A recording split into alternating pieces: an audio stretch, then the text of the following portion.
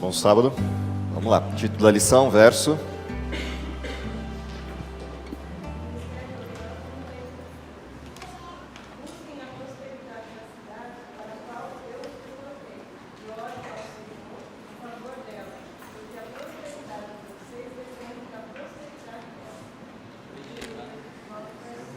Ok, texto é de Jeremias, capítulo 29, verso 7. Antes da gente entrar para o texto, vamos para o auxiliar da lição entender quais eram os objetivos nossos de estudo dessa semana.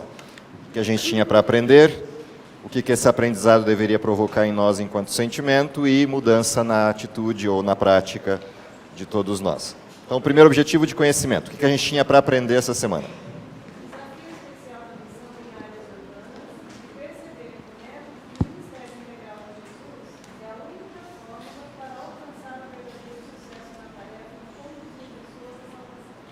Então tem algumas coisas aí no primeiro objetivo que a gente tinha que ter aprendido. Dentre essas coisas, entender que a gente tem um desafio especial, um desafio novo naquilo que é a propagação do Evangelho ao mundo, naquilo que é o desenvolvimento do ministério de Cristo. E esse desafio novo é pregar nas cidades, levar o Evangelho às cidades. E a gente vai ver depois por que razão isso é um desafio para hoje, tá? Porque esse foco nas áreas urbanas. A segunda questão nesse mesmo objetivo tem a ver com o método. E aí vem uma proposta de que o ministério integral de Jesus é a única fórmula para alcançar o verdadeiro sucesso nesta tarefa. Por que o método de Cristo é particularmente especial para essa população, para esse público de área urbana? A gente tem que descobrir que ligação tem entre esse método de Cristo, esse método integral de Cristo, e aquilo que se passa dentro da população urbana, dentro da região urbana. Qual é o sentimento que isso tudo devia produzir na gente?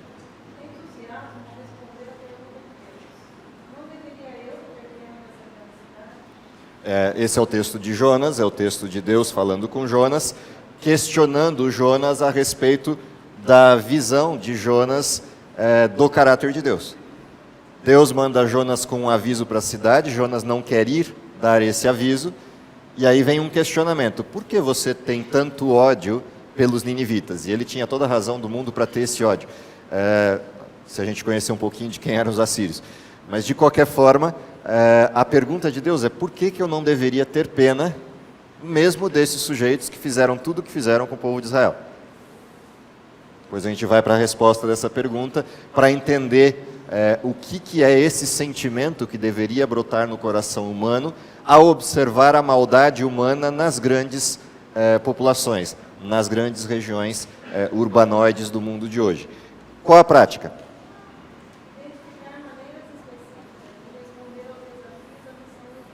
Portanto, eu teria que encontrar como prática jeitos diferentes de fazer, jeitos diferentes de pregar, jeitos diferentes de atingir essa população, ou, portanto, jeitos diferentes de responder ao desafio de como chegar ao mundo urbano de hoje, ao urbanoide de hoje. Esse é o nosso desafio para a lição dessa semana. De novo, é uma lição simples, aliás, todas as desse trimestre, lições muito simples, mas há algumas coisas para a gente entender sobre essa questão do foco. Por que a lição terminar no seu último bloco, penúltima lição, aliás, penúltima lição, semana que vem a última, por que terminar a lição com esse olhar, com esse chamado a olhar para a população urbana? Então, algumas coisas para a gente lembrar, só para lembrar, porque todo mundo já deve saber disso, mas se a gente for em números redondos, lá quando o Nelson estava pensando em nascer,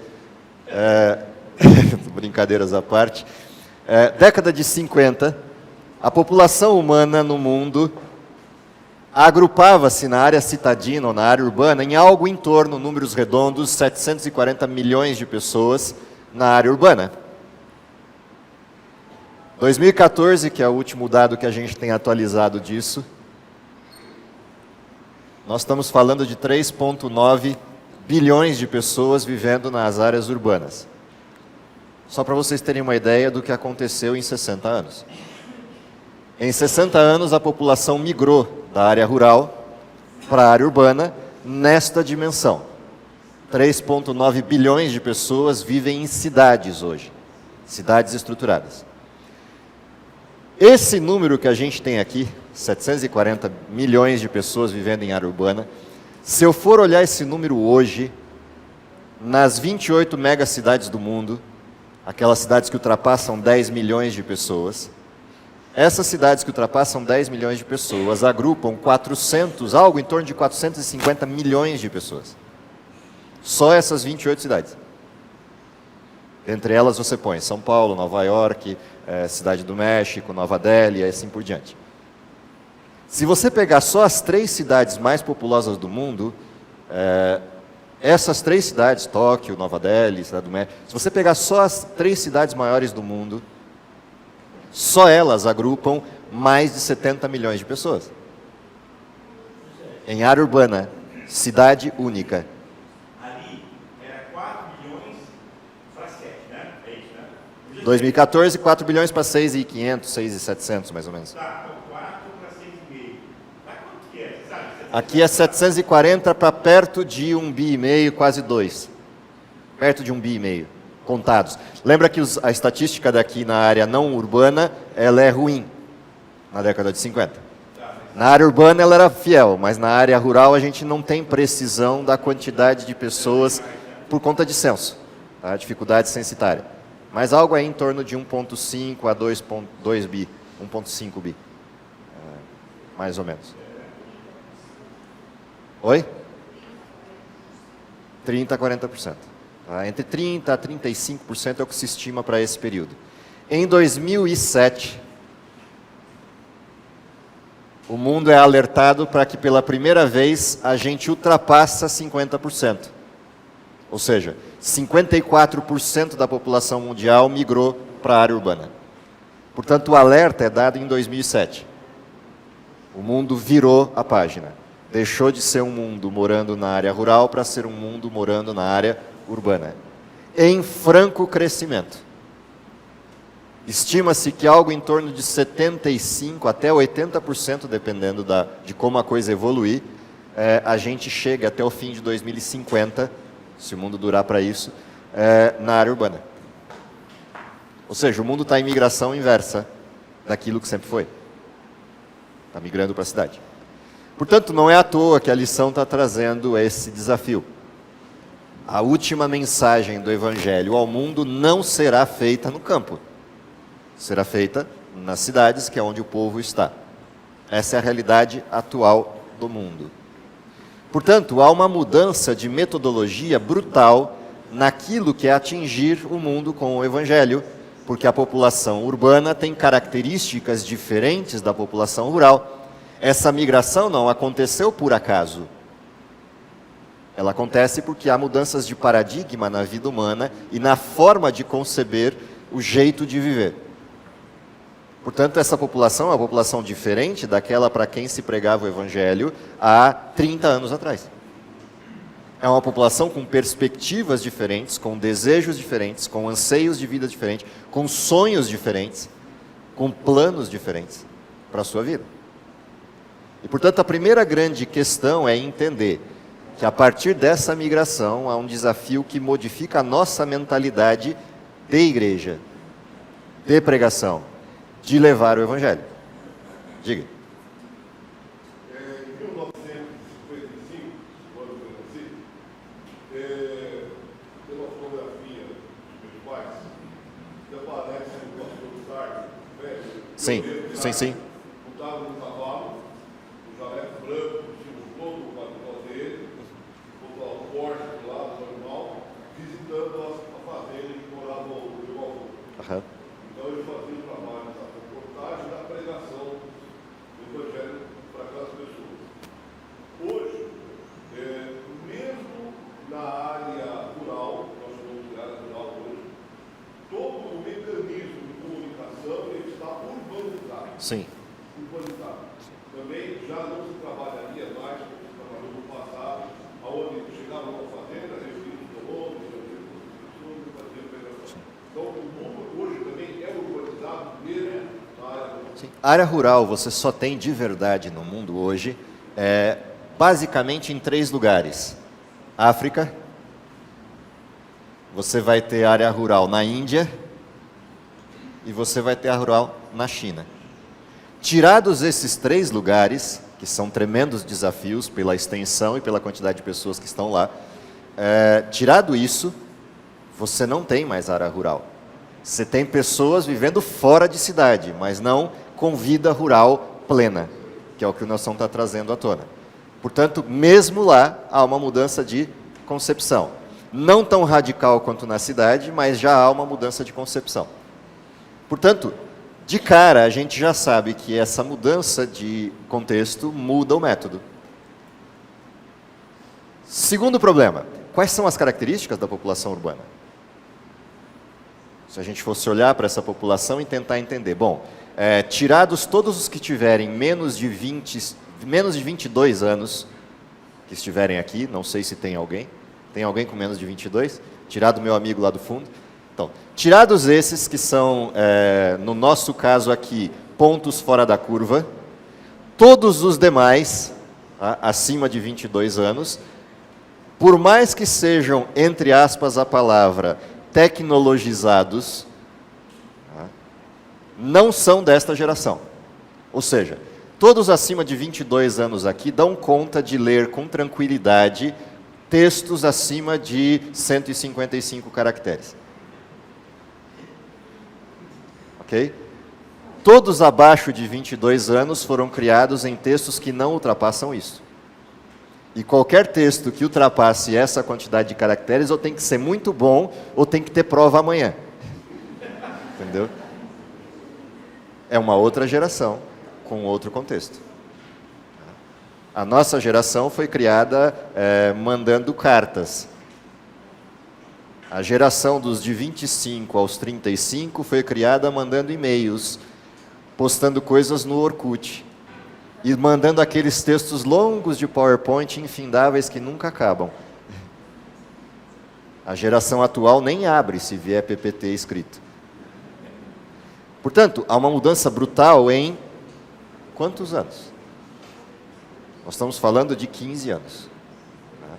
Imagina a minha geração, ou a dos Nelson, meu pai, Vera, etc., Furquim, que está no meio do caminho das duas, a das tias. É outro mundo. Como levar o Evangelho para esse mundo? Alguns desafios brutais. Primeiro desafio brutal nas grandes cidades: custo. Segundo desafio brutal nas grandes cidades: conhecimento. Terceiro desafio brutal nas grandes cidades, neste contexto: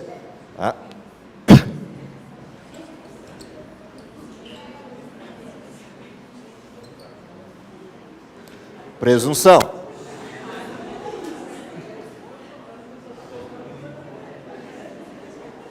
Por que isso é um desafio no Evangelho atual? Porque essas coisas já não fazem mais diferença hoje. Faz para mim. É um soco na boca do estômago ler isso. Mas para a geração WhatsApp, isso aqui não faz a menor diferença. Portanto, há paradigmas que mudaram e a gente precisa ter consciência de que eles mudaram. Não para fazer com que isso aqui seja a regra, mas para entender que há uma distorce entre a minha forma de ver o mundo e a forma atual de ver o mundo. O meu conhecimento e o conhecimento que está aqui no mundo hoje. Tem uma distância abissal entre essas duas coisas. Aliás, precisa de pelo menos uns 2 dicionários entre eu e os meus alunos. Pelo menos 2. Um dicionário simplesmente para sinonimia de palavras e um dicionário para entender o significado dessas palavras na minha cultura e na deles. Principalmente quando eu dou legislação e normas, ou filosofia. Como trabalhar conceitos de legislação e normas e filosofia com uma geração que não lê? Não dá para entender lei sem, no mínimo, ler. Percebe? Tem um degrau aqui a ser transposto, um abismo de espaço a ser transposto entre essas duas coisas. Isso só para colocar algumas coisas de base. Por que custo é um problema para a estrutura urbanoide? Tenta abrir uma igreja no centro de São Paulo ou comprar um terreno no centro de Tóquio. Para abrir uma igreja no centro de São Paulo, nós estamos começando a conversa no terreno, talvez aí na casa de 5 a 10 milhões. Uma igreja pequena. Se for uma igreja grande, pode jogar uns 20 na conta. Em Tóquio, pode preparar uns 40 a 50 milhões. Em Nova York, se você for abrir em Manhattan uma igreja, pode preparar aí no mínimo uns 20 a 30 milhões de dólares. Para começar a conversar no terreno. É um desafio. É um desafio. Segundo desafio. A população que vive nesses grandes centros é uma população diferenciada e que, por presunção, acha que conhece tudo. E não precisa de nada. Portanto, como levar uma perspectiva de esperança para uma população que acha que tem tudo e que o dinheiro compra tudo? Por isso migrou da situação rural para a situação citadina. Afinal de contas, na cidade é que se ganha dinheiro. Essa é a primeira grande fase da migração do campo para a cidade. A segunda é, o dinheiro compra tudo. Compra felicidade, compra conforto, compra passeios, compra toda espécie de lazer, compra tudo. Portanto, quem não tem dinheiro não pode ser feliz. Essa é a mentalidade de quem vive em cidade. Se você vier para uma escola, pega essa aqui. Não precisa pegar uma escola pública, nem uma escola secular. Vem para essa escola, que é uma escola confessional. Para cada 10 alunos que você perguntar sobre os seus planos do futuro e sua perspectiva de mundo futuro, 8 desses 10 responderão para você: meu alvo de futuro é ganhar dinheiro. 8 em cada 10. Os outros 2 em cada 10 que você acha que se salvam, quando você for fazer perguntas um pouco mais profundas, o toque dele não está no dinheiro, mas a ação dele está no pragmatismo.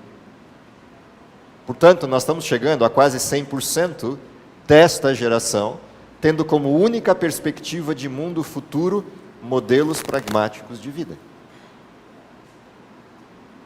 Portanto, a escolha de profissões dessa geração já não é feita pelo que se gosta de fazer. É feita por aquilo que, dentre as coisas que mais ou menos eu gosto de fazer, quais delas dá mais resultado? Em curto prazo. É com essa perspectiva que se fazem escolhas. É outro desafio. Portanto, olhar para dentro de uma cidade, no mundo de hoje, é olhar para uma transformação que tem que acontecer na gente, em primeiro lugar, se eu quiser chegar às pessoas desta cidade. E o problema é que eu não tenho uma cidade. Se você vai a São Paulo, você não tem uma cidade. Você tem pelo menos umas 100 cidades lá. Não pela quantidade, mas pela variedade. Variedade de, e aí vem os outros aspectos. Cultura,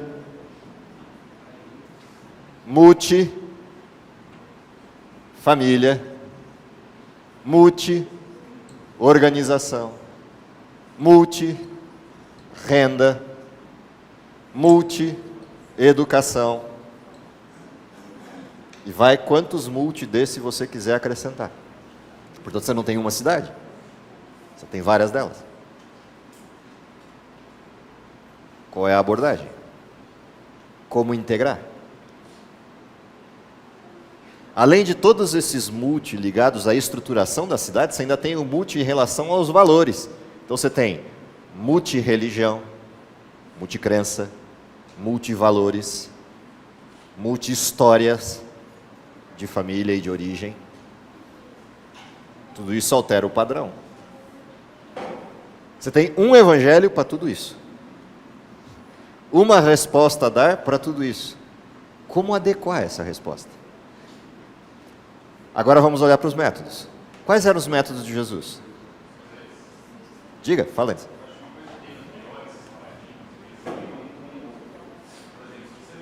Repete a palavra que eu não escutei.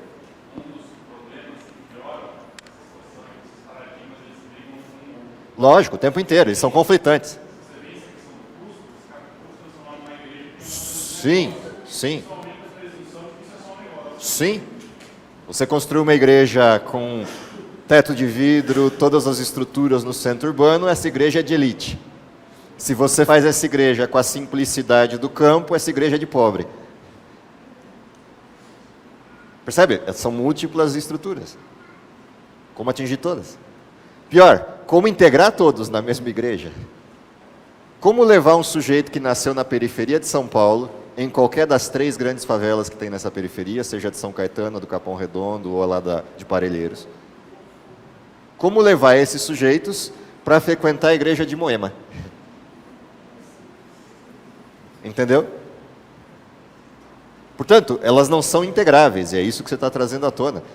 Elas não convivem juntas, elas só estão no mesmo espaço físico chamado cidade. Mas não são as mesmas pessoas, nem os mesmos nichos. O pancadão da periferia não é a boate da Augusta. Não tem nada a ver uma coisa com a outra. Percebe? É essa visão de cidade que dificulta como chegar num ambiente assim, árido, inóspito, com foco em outras coisas. Como chegar nesse ambiente? Métodos de Cristo, quais são? Primeira coisa que eu preciso fazer, eu preciso estar entre as pessoas. Não dá para compreender a mente de quem vive naquele ambientezinho que cerca Alameda Santos, Bela Sintra, Augusta, Paulista. Não dá para você entender a mentalidade de quem vive aqui. E se quiser esticar um pouquinho mais, até o paraíso, tá? Se você formar um grande quadrado, tá? Se você firmar esse quadrado, não dá para entender quem vive ali se você não viver ali. A forma como as pessoas pensam naquele quadradinho ali é absurdamente diferente da forma como as pessoas pensam em Campinas, uma cidade de 1 milhão de habitantes. Ou pensam em Santo Amaro. É outro mundo. Não dá para entender como pensa um sujeito que vive em Santo Amaro, Capão Redondo, Parelheiros, etc., e tem que entrar no busão, depois pegar o trem, depois chegar no trabalho e voltar mais 3 horas de viagem no rush. Não dá para entender a mente desse sujeito, ou a mente de quem vive aqui do outro lado, em Poá, em Vila Matilde, etc. Não dá para entender quem vive aqui se eu não estiver lá.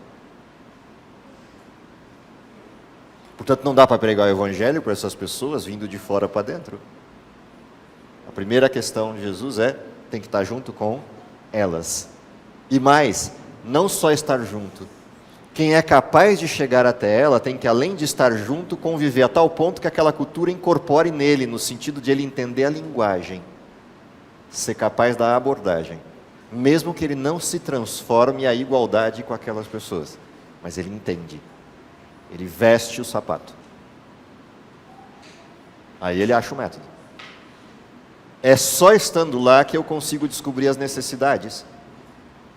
Qual é a necessidade de quem veste um terno Armani, desce do seu apartamento de 300 metros quadrados no Itaim, entra no seu Audi ou no seu Bentley, se é que pega um carro, ou não sobe para o último nível e pega um helicóptero, e aí desce no outro prédio, lá no centro da Paulista, em qualquer dos prédios ao redor da Fiesp, ou lá na Berrini,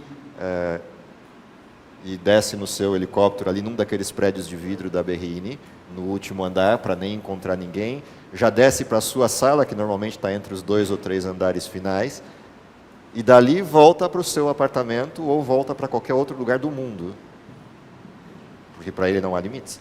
Qual é a necessidade que essa pessoa tem? Qual é o vazio que reside nele que eu teria que atingir? Olhando de fora, não tem nenhum. Todos os vazios possíveis que qualquer ser humano possa ter estão preenchidos nessa pessoa, pelo olhar de quem está de fora. Mas qual é o vazio pelo olhar de quem está de dentro? Percebe? Tem desafios que não são tangíveis no nosso mundinho de igreja. No nosso mundinho de igreja, os nossos vazios são quais? No mundinho de quem nunca viu igreja, qual é o vazio? Entendem o que é a provocação, o desafio? Fala. Você está falando isso? Eu vou contar uma experiência recente. O rapaz, ele gostava muito de passear no Parque Hortolândia. Morava no bairro do lado, Santo Verde. Ele achava que aqui era mais ideal para morar, uma escola boa, e afinal de contas era um lugar bonito. E ele se fez um sacrifício tremendo, vendeu a casa dele lá, já construída, e comprou um terreno no parque. E aí ele construiu uma casa bem simples. Lá, para acabar a casa, tudo.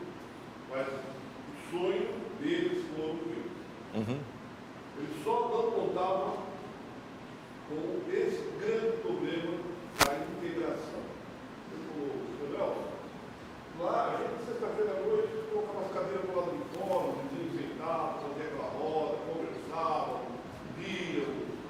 Aqui, eu não vejo como, não é que não cumprimenta, aqui o resto ninguém cumprimenta, todo mundo passa para cima e para baixo, ninguém fala nada, ninguém diz nada, um povo estranho. O lugar é bom, mas o povo é estranho. Dentro do Parque Hortolândia, ou seja, mudou o mundo dele de Sim. lá para cá. Se você andar, pega um carro e vai entre 6 e 9 da noite, andar por aquelas ladeiras intermináveis da região do Capão Redondo, Valo Velho e companhia. Você não anda de carro nas ruas entre 6 da tarde e 9 da noite. Por quê? Por causa disso. As pessoas estão aonde? Nesse horário que ainda é possível, as pessoas estão sentadas na beira da rua, bebendo cerveja, falando uma com as outras, as crianças ainda correndo pela rua. E nós estamos falando de um bairro de alta periculosidade. Depois das 9, obviamente, você não faz mais isso e nem fica na rua. Mas esse horário ainda tem isso. As pessoas, a rua é o ambiente de conversar, é o ambiente de dialogar. Aqui, se você faz isso, qual é o risco? Percebe? São perspectivas. A ameaça muda o perfil. E o perfil muda a leitura que as pessoas fazem do desenho. Essa é a realidade. E aí é que entra a minha grande briga comigo mesmo, minha grande frustração. Eu falei para mim isso um dia desse. Como é que eu vou convidar esse casal e filho para ir à igreja se eu nunca falei para ele, mano, está aqui um saco de pão de queijo, ou vem cá em casa tomar um lanche. Eu nunca parei para conversar com ele, para interagir com ele. Como é que eu vou convidá-lo para ir à igreja? Portanto, a gente tem um desafio. Agora dá para a gente começar a olhar para os títulos da lição. Então vamos lá. Título 1 da lição. Entender o quê? A natureza das cidades. O que é a cidade e como ela é. Quem são essas pessoas e como vivem essas pessoas da cidade. Diga.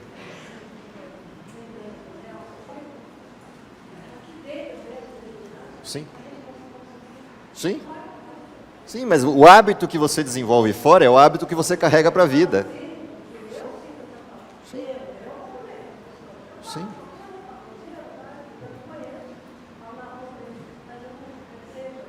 Sim, por quê? Porque o hábito que você desenvolve na sua vida privada é o hábito que você leva para a vida pública. Sim, esse é o desenho. Vai em qualquer apartamento do centro de São Paulo ou do centro de Campinas. As pessoas não se conhecem. Há coisas curiosas de pesquisas que a gente às vezes vê por aí, no grupo de sociologia principalmente.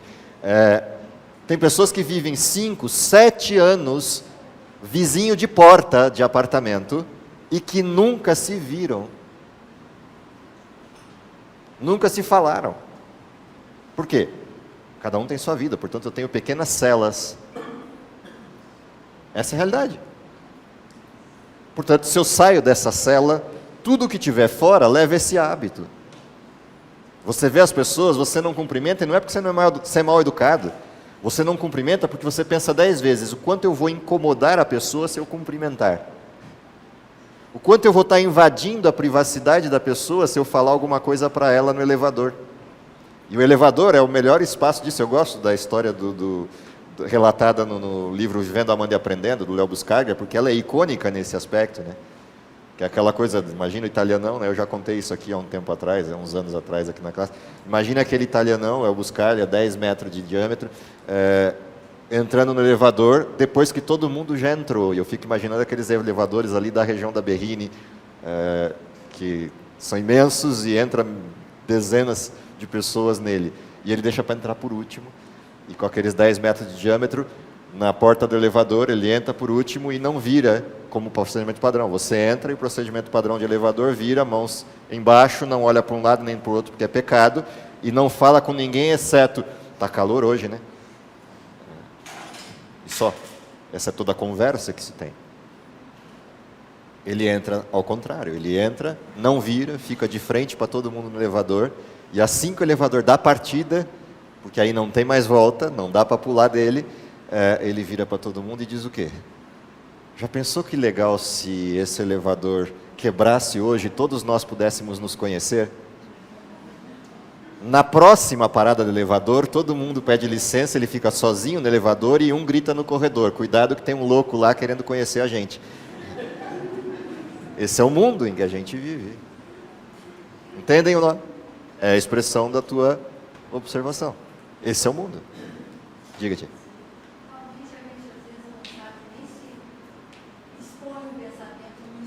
Sim.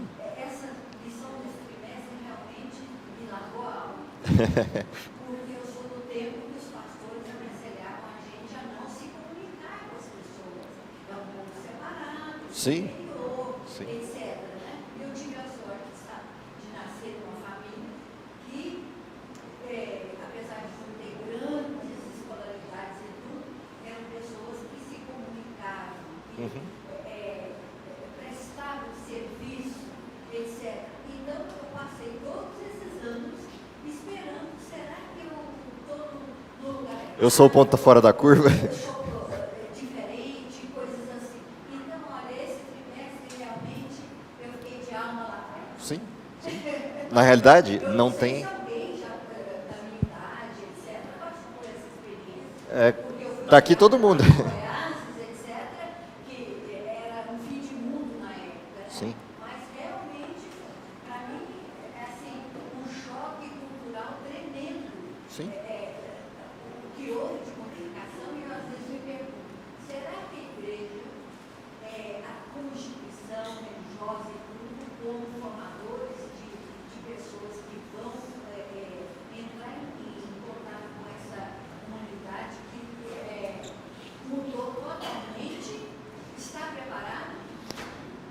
Acho que não. Porque é um desafio imenso. Tem algumas coisas que me preocupam no que a senhora levantou, e me preocupam faz tempo. Qual é o conceito de igreja se a gente olha a Bíblia, Velho e Novo Testamento? Qual é o conceito de missão do Velho e Novo Testamento? O conceito de missão do Velho e Novo Testamento tem uma variação crucial. No Velho Testamento, o desenho é esse aqui.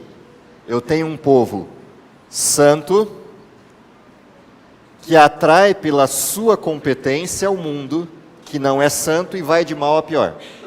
O mundo vive 40 a 50 anos de idade média, e o povo santo de Deus vive de 100 para lá. E isso atrai o mundo. O mundo vive em guerras e o povo santo vive em paz. E vai por aí, vai acumulando todas as coisas que essa santidade do povo de Israel geraria. Esse é o desenho. Vira o Novo Testamento, qual é a ordem? Isso aqui desaparece. O povo continua sendo santo, apresentando o seu corpo como sacrifício santo, agradável a Deus, que é o culto racional. Mas a seta muda. Que é exatamente o que a senhora está levantando. A seta muda, mas a cabeça desse povo não mudou. A cabeça desse povo continua de que jeito? Subam os muros, protejam aquilo que você tem e não se misturem. Nós estamos falando da década de 50, 40, 60, só que isso aqui mudou de ordem, a seta, na década 0, na década 70, na década 50, ou seja, depois da ascensão de Cristo. Mudou a seta de direção, mas a gente continua fazendo o quê? A mesma coisa. Então, essa cabeça que não mudou e não inverte a visão, a pergunta é: como é que eu evangelizo o mundo? Se eu continuo na clausura? Se eu continuo no monastério, do sábado pela manhã na igreja? Essa é a questão. É crucial a questão. Ela não é trivial. A lição está provocando isso. Ela está mostrando que Cristo fez o inverso. Cristo foi ao mundo, Cristo se envolveu com as pessoas no mundo, mas continuando sendo o quê? Porque ele, estando no mundo, sendo santo, fazia diferença. Mas nunca ele impôs essa santidade ao mundo. Ele só era. Nunca chegou para o mundo para dizer, faça assim ou faça assado. Ele só era.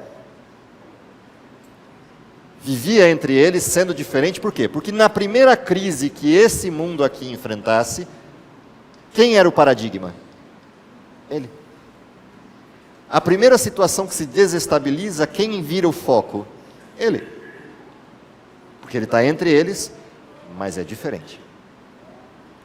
Portanto, entendendo que a cidade guarda essas coisas aqui, principalmente essa, a presunção.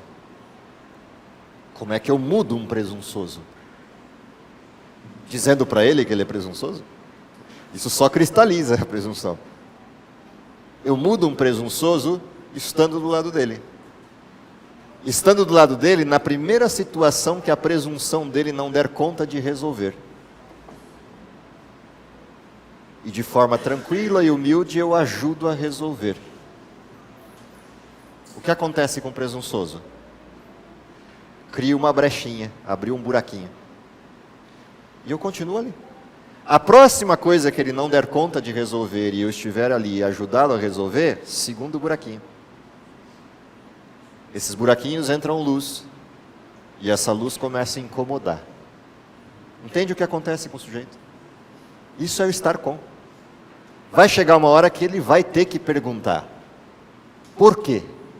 O que tem em você que você consegue achar no tempo de crise, que eu não vejo resposta, uma solução simples para o problema? Simples.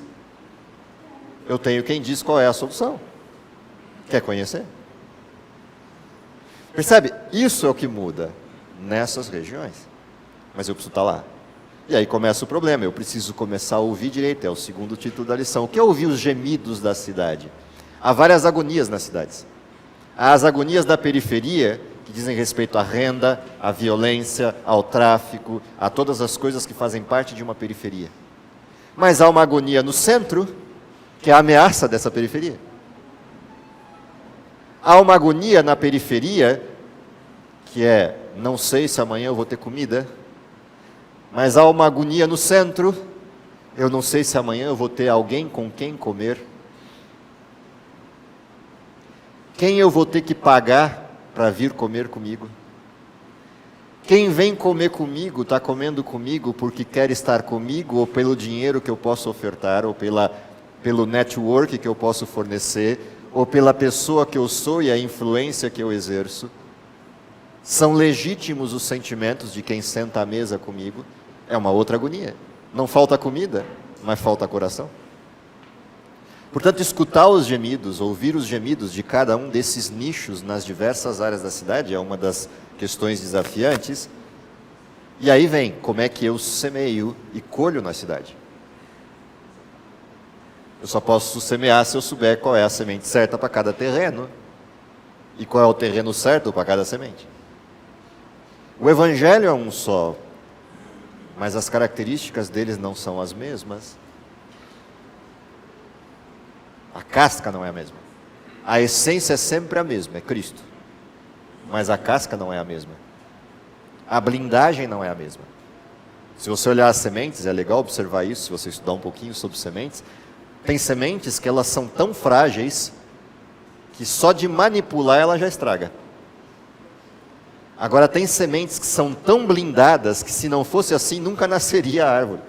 Porque elas precisam viajar quilômetros de distância para ser plantadas, ou precisam passar por intempéries as mais malucas possíveis para quebrar essa casca, porque ela precisa dessa intempérie para poder nascer. Cada semente tem uma casca diferente, mas a essência de todas elas, depois que você tirar todas essas cascas, é igual. O cerne é igual. A casca não. Portanto, semear e colher tem a ver com essas coisas, tem uma ciência aí atrás. Tem um conhecimento aí atrás, que é o desafio da lição. Descobrir essas diferentes questões. É a prática da lição dessa semana. Olhar para tudo isso e descobrir diferentes maneiras de chegar lá. E pode ser que uma dessas maneiras diferentes seja totalmente contrária àquilo que a minha natureza diz que tinha que ser.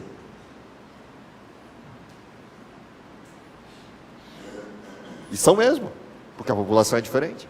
Não dá para eu pregar o evangelho do jeito que me pregaram para o mundo de hoje. Só que o jeito de pregar do mundo de hoje é estranho para mim, porque eu não fui treinado a ouvir daquele jeito e a absorver daquele jeito.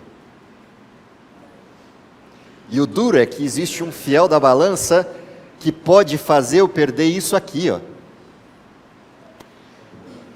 O quanto eu posso adaptar o método sem deixar de ser santo? Esse é um outro desafio. É um desafio que vocês enfrentam lá. Quem vive experiências como a da Nova Semente, Espaço Novo Tempo, ou essas novas experiências de ambiente urbano, vive um tremendo desafio. Como é que eu posso mudar o método sem perder a santidade? Porque se eu for com a vestimenta do santo da década de 50, eu nem chego perto dessas pessoas. Dada a sua presunção, seu conhecimento e a visão de arrogância que eles imaginam tem aquele que é cristão. Eu sou o certo, só o fato de eu dizer eu sou o santo já implica que ele não é. Quem é você para achar que é santo? Portanto, adaptar método é um problema sério. Como é que eu mudo o método sem mudar a essência? A metodologia, desculpa, não o método. Como é que eu mudo a metodologia sem mudar a essência? Como é que eu mudo a técnica sem mudar a essência? Porque o método é sempre o mesmo, o método não muda. A técnica muda, a metodologia muda, mas o método nunca pode mudar. Porque se o método mudar, eu perdi a essência. Porque o método e a essência estão travados um no outro. Toda vez que eu mudar o método, eu perco a essência. Ah, mas isso é teoria? Sim, é teoria. Atingir grandes cidades exige ciência. Não é só fé. No sentido da fé, aquela fé etérea da comunhão pessoal com Deus. Há uma técnica? Não porque o mundo precisasse de técnica para conversão. O mundo precisa de técnica para baixar a guarda, para quebrar a muralha. Para isso precisa técnica. Daqui para frente é fé. Mas há uma técnica aqui que arrebenta essa muralha. Porque se eu não tiver a técnica, ele nem para ouvir o resto. Qual é a pergunta que eu faço? Qual é a provocação que eu levo? Como é que eu comunico essa provocação? Isso é técnica. Ah, então quer dizer que sim, que houve uma mudança. Paulo tinha técnica. Ele era grego para os gregos, romano para os romanos, judeu para os judeus. Há momentos na vida de Paulo em que ele ultrapassou o limite e a técnica atingiu a essência. Qual foi o resultado? Ele perdeu todo mundo. Ele foi lá no Areópago fazer o que Paulo sabia fazer de melhor, discursar. E aí subiu o orgulho de Paulo da capacidade do discurso grego. O que aconteceu? No momento ali de devaneio, ele se confundiu entre o discurso e a técnica. E foi falar de ressurreição no mundo grego. Estava errado falar de ressurreição? Não. Mas o encher do coração de Paulo fez com que ele escorregasse. E aí ele usou métodos de filosofia, mas com o conteúdo errado. Quando ele se deu conta o que estava acontecendo com todo mundo. Rindo da cara dele e o expulsando do Areópago no sentido de você não tem autoridade para falar, porque você não segue o método. Uma bobeira. Um pequeno deslize. E aí caiu a ficha em Paulo. Passei do limite. Perdi a mão. Técnica. É técnica. Ah, quer dizer que é artificial? Não, não é artificial. Artificial é se depois de quebrado o muro, você continua com a técnica. Aí é artificial. A técnica é só para derrubar a barreira. Só. Quando Paulo faz o discurso no Areópago, procura lá essa palavrinha Areópago que você vai encontrar o texto lá. Aí você vai ver a discussão dele. Ele passa da linha. Um detalhezinho que passa da linha. Perdeu o público. E é o que acontece. Próximo capítulo da lição, eu preciso de envolvimento pessoal. Ou seja, você não atinge o urbanoide se não pegar aquilo que é a essência do que ele precisa. Todo sujeito que vive em estrutura urbana precisa de gente, porque esse é o principal desafio na cidade. A cidade não vê gente, vê sombras. Como eu sei que todo mundo precisa de gente, eu preciso do quê? Ter essa disposição de envolvimento pessoal. O problema é dosar isso. Eu preciso estar perto o suficiente ao alcance de uma mão e longe o suficiente para não ser invasivo. Como equilibrar isso? Tem que conviver, tem que estar perto, tem que entender a dinâmica. Mas tem que ser transparente o suficiente para o outro ter certeza que se precisar ele sabe com quem contar. Sabe quem está disponível. Você tem que ser a primeira pessoa que ele lembre na primeira crise. Isso é envolvimento pessoal. Envolvimento pessoal não é se meter na vida do outro, mas é estar tão próximo que se o outro precisar, ele sabe que você é a pessoa primeira que ele vai lembrar. Isso é envolvimento pessoal. Isso é um nó nas grandes cidades, é um drama nas grandes cidades. Qual é o ponto de equilíbrio entre a nossa geração e a geração que está aí, no que diz respeito a envolvimento ou invasão? Porque essa geração nasceu e foi criada para não permitir invasão. Todo o seu entorno a blinda disso e promulga isso como tese. Próximo capítulo da lição, entendendo tudo isso, como é que eu alcanço a cidade. Aí vem um dilema, né? A ordem para nós não é sair da cidade? Isso é um dilema. A ordem para a gente não é abandonar os grandes centros? Isso é uma falácia. A ordem no sentido de criação pessoal e preservação pessoal de comunhão com Deus até é esta. Mas a ordem não é clausura no monastério do campo. É fazer o que Cristo ou o que Paulo fizeram. Se afasta para se preparar e volta para a missão.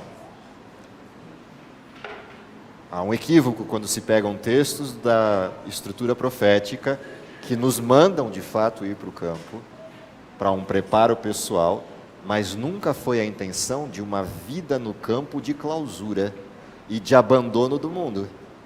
Deus nos enviou para salvar o mundo. Vai chegar um momento que de fato a gente tem que abandonar os grandes centros em definitivo, ir para o campo, ou ir para as cidades menores. E vai chegar um momento que nem nessas cidades menores, vai ter que ir para o mato mesmo. Mas enquanto esse momento não chega, a vida no campo é um processo de comunhão e preparo para o desenvolvimento necessário espiritual para eu ser. Mas uma vez que eu já estou com a comunhão desenvolvida, qual é a missão? É essa aqui.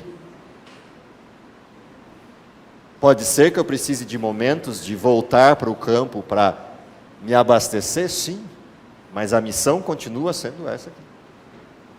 E mesmo lá na frente, pós-decreto, pós-recrudescimento dos modelos, mesmo lá na frente, alguns de nós seremos chamados a permanecer até o fim nos grandes centros. Porque há pessoas a serem salvas lá, nessa última fase da história. O alto clamor salva pessoas em todos os lugares, inclusive nos centros. Portanto, há que se olhar com atenção alguns discursos modernos. Discursos de clausura não são discursos de Deus. Discursos de santidade por reclusão e distanciamento não são discursos bíblicos. A santidade é um discurso bíblico, mas a clausura não. A santidade no sentido da entrega a Deus é um discurso bíblico, mas a clausura não. A mistura é um discurso bíblico. Ser sal é um discurso bíblico. Ser luz é um discurso bíblico. E a pregação não é para dentro, ou seja, eu não sou chamado a pregar para cá, eu sou chamado a fazer discípulos, a espalhar a semente. E o trabalho restante é com Deus. Mas eu tenho que espalhar a semente. O semeador sou eu. O que faz nascer é Deus. Portanto, o desafio que a lição dessa semana nos traz é: nós vivemos em centro, vivemos em cidade. Eu tenho consciência de qual é a minha missão na cidade? Ou eu sou mais um cidadão? Eu sou mais um que guarda esses elementos todos em mim, mas não exerço a missão. Esse é o desafio que a lição nos provoca para essa semana. O que eu estou fazendo para responder a isso? Qual é a minha parcela de envolvimento pessoal nisto? É dar o dinheiro na salva da igreja para que os outros façam? Isso é até importante, tem que fazer mesmo, porque tem um custo, e não é pequeno, mas não é isso que é se envolver na missão. Eu posso até dar, mas qual é a parcela minha na missão? Que é aquela brincadeirinha que eu fiz na semana passada. Se a gente de fato se entregasse, cada um se lançasse para a missão, e não precisa fazer missões estrondosas, é um para um. Só nessa classe aqui, já seriam ao final desse ano 100. No próximo ano, 400. No próximo ano, 800. Só uma classe. Cuidando só de um durante um ano. Não precisa mais do que isso. Só um durante um ano. E aqueles 3,9 bilhões seriam atingidos em 6 anos. Só precisa ver disso. Portanto, há um desafio sendo imposto aqui desde 5 lições atrás. Nós estamos olhando para isso. E aí o seu grito vira um grito com ecos e ecos e ecos na lição dessa semana, desse trimestre. O que a gente está fazendo para responder isso como pessoa, não como movimento? Eu não gosto da questão de igreja, porque igreja esconde pessoas. O conceito de igreja na Bíblia, igreja sou eu. Portanto, não é o que a igreja está fazendo para proclamar o Evangelho, é o que eu estou fazendo para proclamar o Evangelho. Não é o que a igreja está fazendo para transformar o mundo, é o que eu estou fazendo para transformar o mundo. O desafio do final da lição é esse. Estou olhando para isso? Estou escutando os gemidos? Ou sou parte dos que estão gemendo? Essa é a questão. Se isso foi entendido ao longo desse trimestre, valeu estudar a lição. Porque a última lição é só a provocação, a cerejinha do bolo, para fechar esse pacote. A grande provocação vem a essa semana. Há uma missão a ser feita e há um mundo dificílimo de ser atingido, que são esses 3,9 bilhões de pessoas, em crescimento. A gente precisa arregaçar as mangas e fazer alguma coisa. Encontrar jeitos de fazer e se lançar para fazer. Se é que a gente espera ser parte daqueles que vão, no fim da história, abraçar um monte de gente e falar: obrigado por ter chegado até mim. Esse é o privilégio. Deus não precisa da gente, mas esse é o privilégio. Deus não precisa da gente para terminar, mas esse é o privilégio. Que Deus nos abençoe, que a gente entenda isso e que a gente se lance nessa tarefa para essa transformação do mundo necessária e a abreviamento da vinda de Cristo. É o que eu espero para vocês e para mim. Vamos orar? Querido Pai que está nos céus, te agradecemos pelo dom da vida, pela presença de Cristo entre nós, como exemplo vivo de metodologia, de técnica, de método e de essência. Te agradecemos porque tivemos um trimestre a oportunidade de rever tudo isso, mas principalmente de entender que há um grande desafio à nossa frente, há uma missão a ser desenhada e desempenhada, que é o Evangelho a esses grandes centros, a essas grandes estruturas, que guardam pessoas que têm necessidades, mas não as expõem, têm uma porção de carências, mas não têm coragem de partilhar. Dá que possamos, pela nossa proximidade, pelo nosso envolvimento, encontrar essas reais necessidades e supri-las por Teu intermédio. Age com Teu Espírito em nós, pelos diversos talentos, pelos diversos dons, para que possamos com isso levar Cristo ao mundo, levar a ideia do Cristo que em breve retorna ao mundo, para que o mundo de fato se converta e aceite esse último chamado de conversão. Que essa seja a nossa realidade, não só um desafio, uma perspectiva, mas de fato nossa implementação no nível pessoal, para que com isso possamos, se possível, ainda vê-lo voltando em nossa geração. É o que lhe pedimos por Jesus. Amém.